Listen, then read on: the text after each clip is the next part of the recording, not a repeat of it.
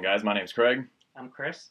and we're just bringing to you guys our first review that we're doing on our new channel here that we're going to be starting up. Mostly be doing reviews, try to do them together as much as possible, but if not, we'll have to break off and do some solo from time to time. First one we're bringing you is for the new Star Wars movie, The Force Awakens. Right. It's exciting. It is exciting. This will be 100% spoiler-free. We both saw the movies actually separate. I've already seen it 3 times, and Saw it twice. Got it twice already. So this will be 100% spoiler-free. We will not go into anything that can be considered spoiler details. We will do a separate review for spoilers and speculation, rumors, and all sorts of nerd thoughts that we won't get into here. But yeah, so we're just going to dive in depth in terms of what we did and didn't like about the movie. Yep. Mostly did.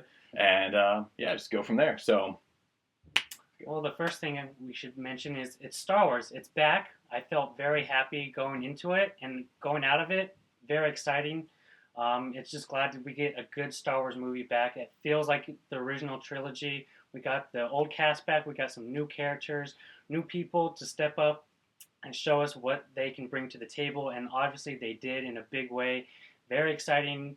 Great job by the new cast, I think, and I can't wait to see what goes on in this next 2 movies. Yeah, and that's exactly the thing. The big thing coming out with these movies and all the nerves that everyone had with these is the stink of the prequels, and that's great. Lucas can have to be grateful for him for introducing everything that he did, but no matter, and everyone's entitled to enjoy them as much as they wanted to, but it's hard to say, to argue that they were as high quality or as well written as the originals. And, and that's fine. I still enjoy them for what they are in moments. They are very flawed, but you can still, enjoy a little bit of everything from each of those movies. But they didn't really capture a lot of that magic outside of a moment here or there each film of what really made the originals. And this was a fantastic return to form. And, yeah, are there some parts that are very familiar and some people feel that are a little too heavy on the nostalgia? Maybe, but again, what Star Wars, all 3 movies had that same thread, and the prequels didn't have any of that. So to really recapture that, regardless of how you felt it was, whether it was too nostalgia heavy or not, was just a great experience altogether. Reuniting Lawrence Kasdan and getting him back into the franchise. He knows how to write those characters, sometimes better than even Lucas did himself. In terms of those, those familiar beats and giving you that nostalgia, but keeping the characters feeling fresh. And it just felt like Star Wars. That was a great, great feeling. For characters, who would you say was your favorite? Who did you enjoy the most? Daisy Ridley as Rey. She was my favorite. The setup, the introduction to her, and her whole story arc in the whole movie was my favorite. Without going into spoilers, it was good to have her on the screen and what she brought, and I can't wait to see what's more to come with her. And I completely 100% agree. Ridley, for Star Wars, one of the biggest criticism of these movies, and we're going to get into these with the first 2 characters, is diversity, and the lack thereof in the original trilogy, or even the prequels to some extent, is that you didn't have enough strong female characters. And that's been a big emphasis in Hollywood over the last 5, 10, 20 years, is really taking women out of the background and bringing them to the forefront with strong characters, not just putting them there to put them there. And Ridley, fresh out of acting school, the girl's still in college, she was fantastic. Even she said that at first she was nervous, and J.J. Abrams said she was wood in the first few days. But to see her really bring so many layers to her character, not going to get into all of them, but to see her bring those layers to the character and to see how well-versed she was, how strong an actress she was, it was just, great. She is easily the star of this movie, and no disrespect to Carrie Fisher and Leia, but this is the best female character you have seen in any Star Wars movie to this point. So absolutely loved her. Second up, John Boyega, Finn, as he goes by. Again, we knew nothing about this guy. He was in Attack the Block, and that's really all we've ever known him from. I'm sure he's done some more work overseas we haven't seen, but so fun. Brings. There's parts of a Han Solo-esque quality with humor, but just the energy with really no character we've ever actually seen before in Star Wars, and the chemistry between Rey and Finn, it sold it. You can tell they bonded not just as characters, but behind the camera as friends, and that's what sold the story between those 2 characters. Yeah, no, it's just, not going to go into too much detail as to what he is. We know, it's not a spoiler, we know he was a stormtrooper, and obviously things change, but, and you'll find out on the movie, it's, But yeah, but yeah, like you said, the chemistry, they're both young, the energy they bring, the enthusiasm they bring, and they weren't wooden. They showed emotion, they showed expression, and what they brought to their characters was, yeah, there was a lot of depth to them, actually, a lot more than you would just think. And you find out a lot of what that depth is and the reason for it. Some of it you don't, and with not only spoilers, some of it you just don't know. But that brought so much life and so much energy, coming, again, not to regret the prequels, but coming off of that to bring those kind of characters that were fun, that were exciting, that were fresh. That was awesome to see. Yeah. Who else did you like? Oscar Isaac. It was a good, as an X-wing pilot. He brought new light and fun comedy as an X-wing pilot. We didn't really see too many characters in the original trilogy who you really cheered for them as an X-wing pilot. He brought good humor in the movie as well, and I can't wait to see more of him as well. I mean, all these new characters, I'm excited to see more of them. That's the big surprise out of this whole thing was, wanting more out of this movie. Yeah, Poe Dameron he's just so cool. I mean, gosh, I want to be friends with that guy. He is awesome. Like, he was just, from the moment you see him, every single moment he's on screen, Oscar Isaac is just cool. He's funny. I mean, he's fresh. He's confident, but not cocky. Like, there is some of the Han Solo, like Lawrence Kasdan type cockiness, but it's never like, I'm so great. I mean, it's never like, even just, he does call himself the best fighter pilot. But Oscar Isaac said that in interviews, but Poe never actually says that. It's just, he just oozes confidence. He is so cool. Sorry, Porkins. I have a new favorite X-Wing fighter. But yeah, he was just awesome from beginning to end. If you read some of the expanded media, you do know a little bit more about him, and they don't, you don't necessarily learn a lot about him, but he's fun, again, fresh. Just so cool. I want to be that guy's friend. Adam Driver. Yes. Kylo Ren. Yes. Can't say much about him. We can say much about him, can't say a lot about his story, but, gosh, when you, again, so you're looking at this classic Star Wars villains throughout history. You got Vader, you got Palpatine, got Darth Maul, Grievous, and Dooku, thank you. And this is just a whole nother layer. Because even Vader, at least for our first impressions, because Vader in the first movie, you see he's bad, and that's cool. He's bad, he's evil, but you don't really know why. And you learn that over the course of those movies, but to get this character to find out some, not all of his motivations, but some about who he is, and just, the anger, frustration, the curiosity that he brings to the role, it's just, this is an entirely new villain that we haven't seen before this much, this fast. And Driver does a great job. The voice, I love the voice actor. It didn't bother me at all. This isn't Bane. You can understand everything he says.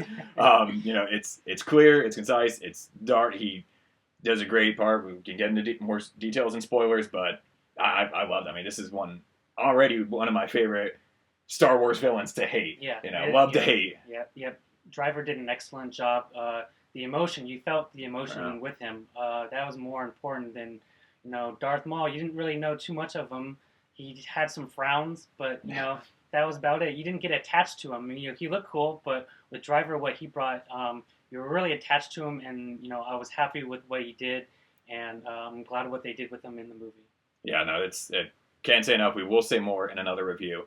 Donald Gleason, another villain they left in the dark. How'd you like him? He was one of those characters that surprised me. I didn't know too much about him. General Hux, if those who don't know who he was.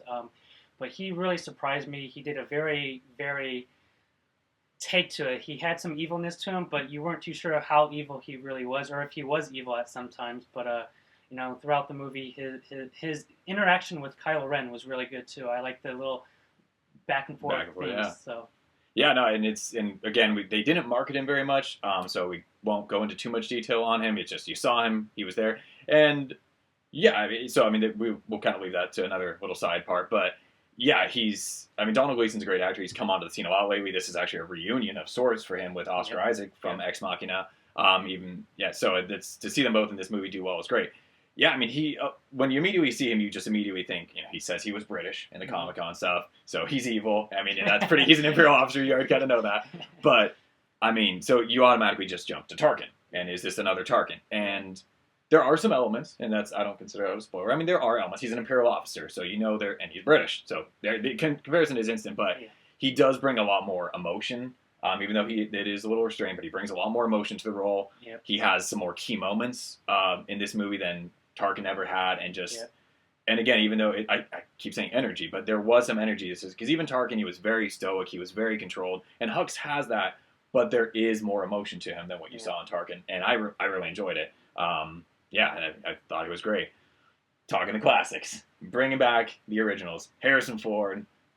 It was just so good to see him That was back. Han Solo. That was was. Han Solo. It wasn't Harrison Ford. It was No. Han Solo. Like, if you watch the original trilogy and you just see the little humor of Han Solo, that's in this movie. It's great to have him back. I'm glad he's there, and he brought it in a big way too. Oh yeah, no, it was so great to see Harrison Ford back. I mean, because this wasn't.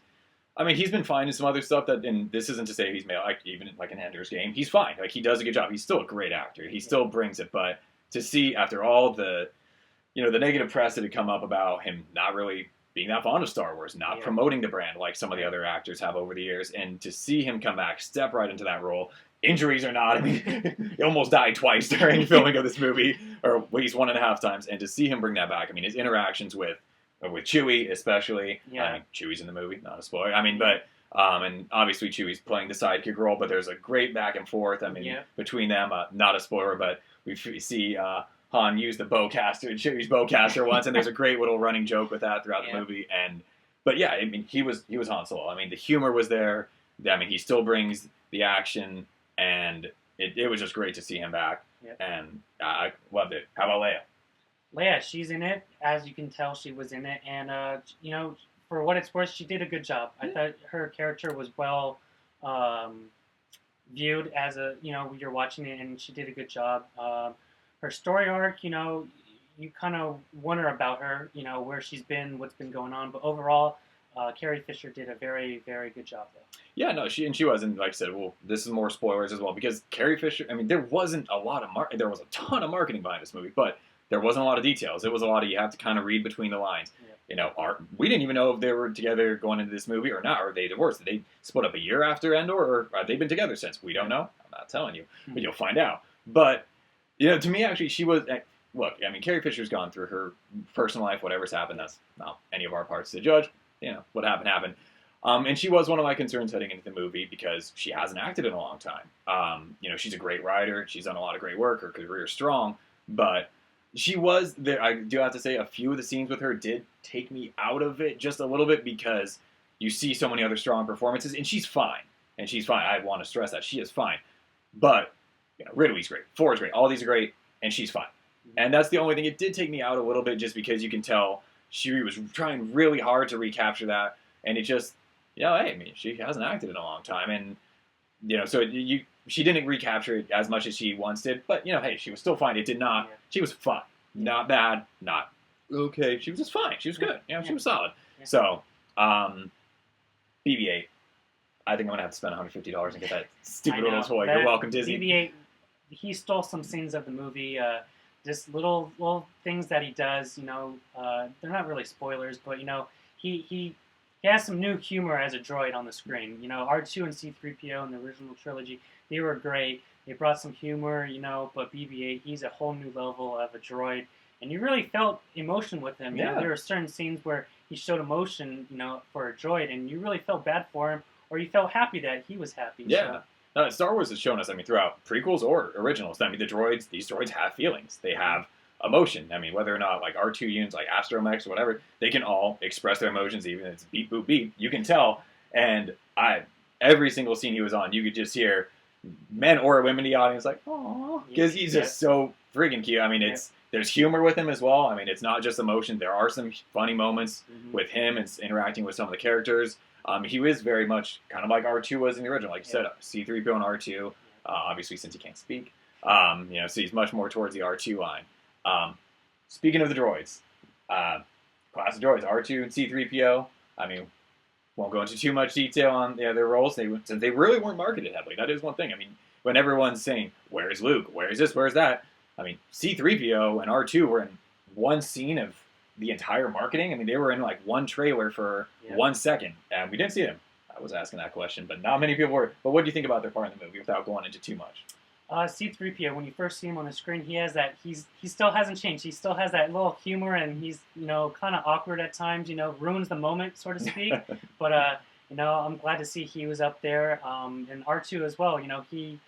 He was in there too, and it felt like he was R2. It wasn't just kind of shoved to the side. We got to force him into this movie. He was there. He was part of the movie, and I'm glad to see both of them on there. Yeah, they definitely were. Yeah, we'll get into more of their roles in a spoiler review. But yeah, it was great to see the old droids, make their appearance back again. And yeah, we'll have to get into that later because there wasn't really any marketing on them.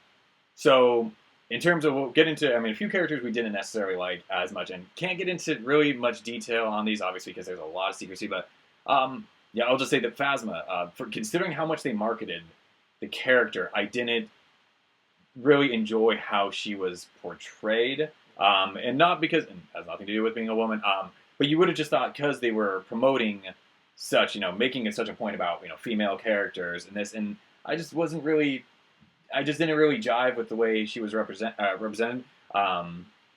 This isn't, I don't consider it a spoiler, and if it is, we'll edit it out. She has been confirmed for the next movie that has been officially released by Disney, so maybe that will be addressed in episode 8, but as of now, I just didn't know. Yeah, I totally agree. Going into this movie, seeing the first couple trailers, the one thing that stuck out was her, Captain Phasma, a silver stormtrooper. Yeah, it's Chrome Trooper. Yeah, this is awesome. What's going to happen with this person? But for what it's worth, she was pretty badass on the screen. I just wish there was more. Yeah, to her. no, you think, all right, here's a stormtrooper not going to hit its head on the doorway as it walks in, but it just, she was. We'll see what happens in episode 8. Snoke. Supreme Leader Snoke. A lot of rumors, a lot of speculation. Not going to get into that. What did you think about, the character, his portrayal, everything? Without going into details, what do you think of him? I liked it. I liked how he was portrayed. I like his character. I want to know more about him. The times that he was on screen, I wanted more out of him. I was really indulged into him. The interactions he had with Kylo Ren, not spoiler alert, but that was really interesting in what's going on with that and that whole backstory and what's going to happen in the future. That's going to be interesting to see. But I really enjoyed him. The way he looked, it was cool. I'm not going to go into detail about it, but I enjoyed for what it was worth. Yeah, no, like I said, there's a lot that we could go into, and we'll save that for a different discussion. But yeah, I did enjoy his presence. We knew, this isn't a spoiler, we knew he was a CG character. Mm-hmm. He's a CG character. It didn't bother me that he was CG.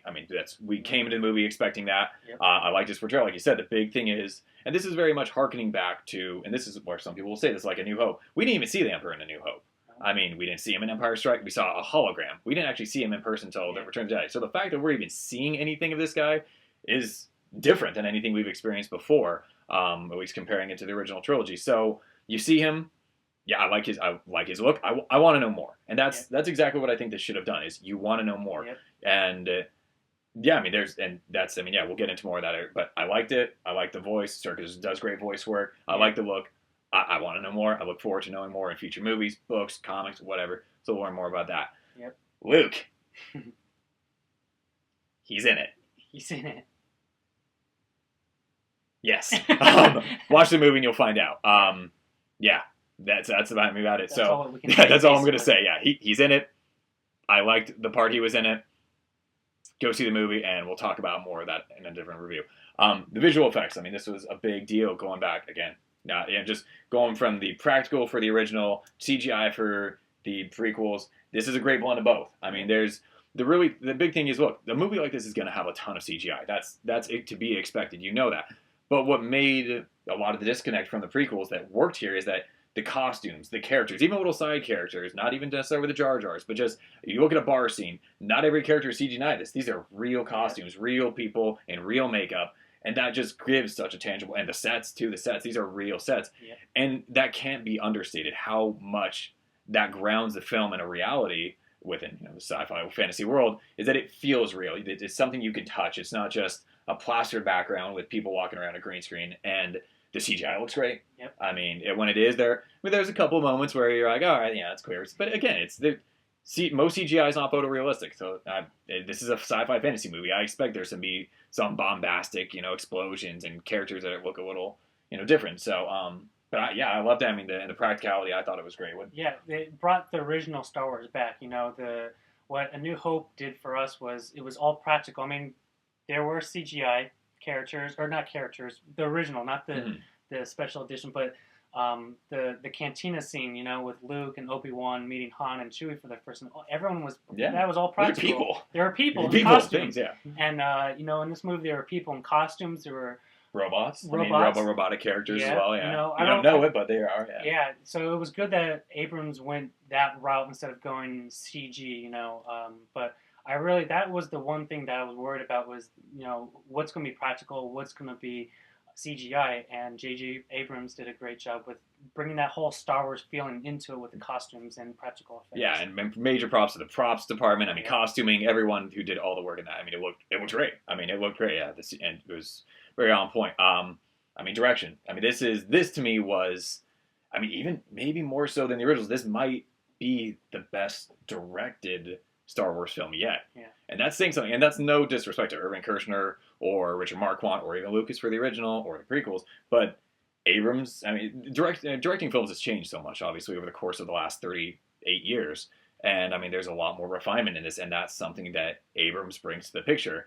I mean, when you look at a lot of and it's not just the sitting and talking moments in prequels and stuff, but Lucas had a very almost theatrical way that he filmed, and when I think like stage play theatrical way that he filmed things, they were very flat angles. It played out almost like a play at many points. The action sequences were great, but otherwise it was very much, here's a flat camera angle, here's people talking, and that sets the scene, almost like a stage play.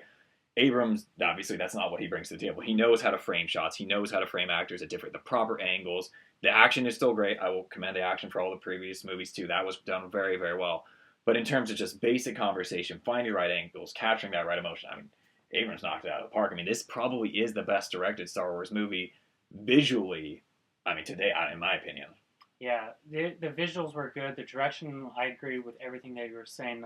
The way the Abrams style of directing in this movie, it felt like it was J.J. Abrams, but it was also Star Wars. Yeah. So that's what was good about this movie.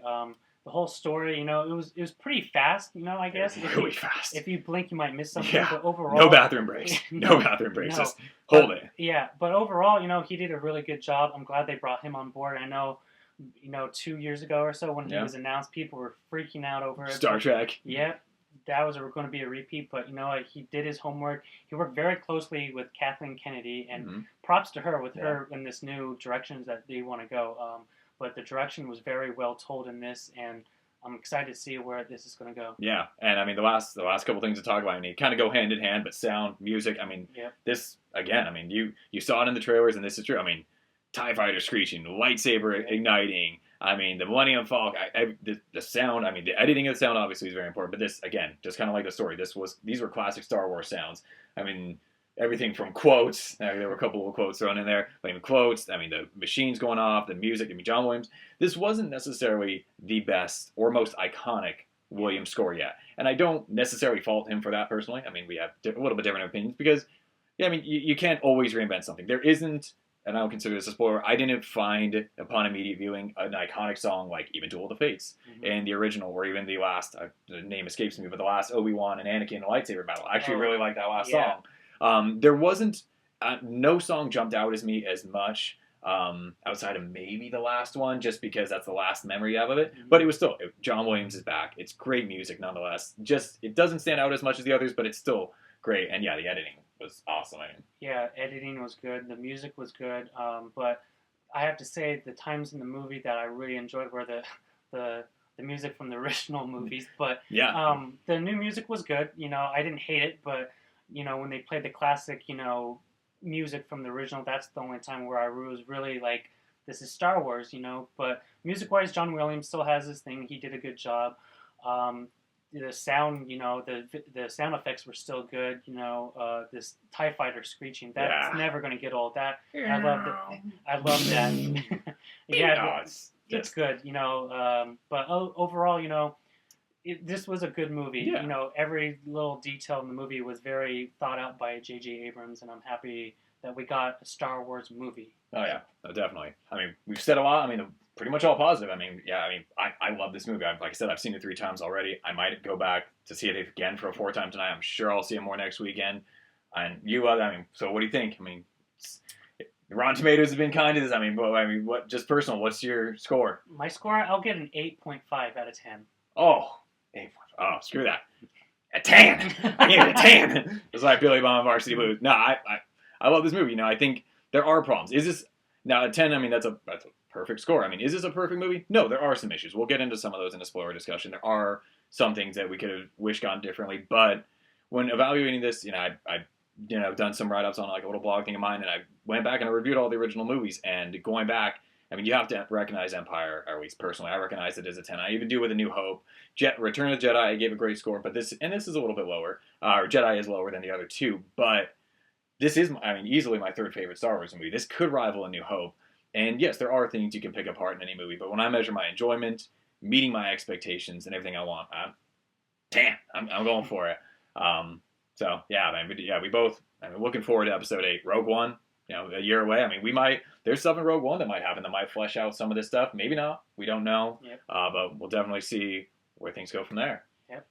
So I think that's about it. I mean, thank you very much for watching. I mean, comments, questions, anything, leave below. We will do a spoiler video. I don't know when we get time to meet up again. It might be another week or so. Who knows? But we'll definitely get that up at some point. We got our contact information. We'll leave in the boxes below just for Twitter, blogs, Facebook, anything you want to find us on there. If you have any questions, comments, and otherwise, that's about it. Thanks for watching.